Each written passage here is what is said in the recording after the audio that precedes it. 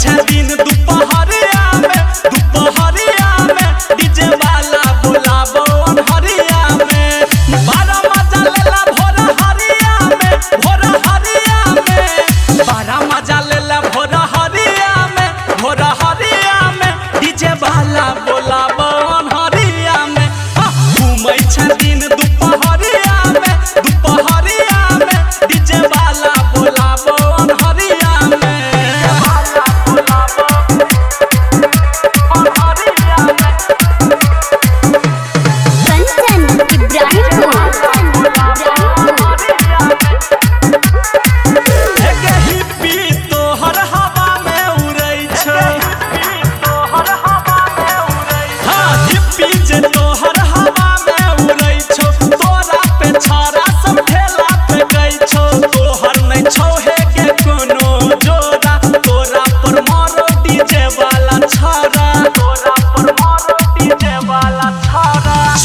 चर्चा सहरिया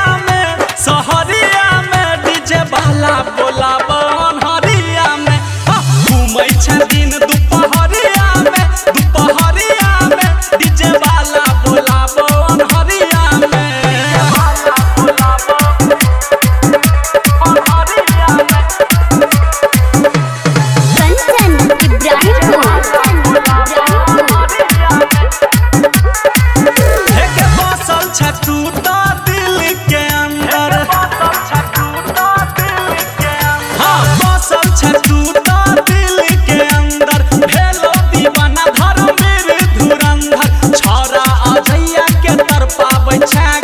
काम धर्मेंद्र से चलबाबै छागे कुंदन मोनू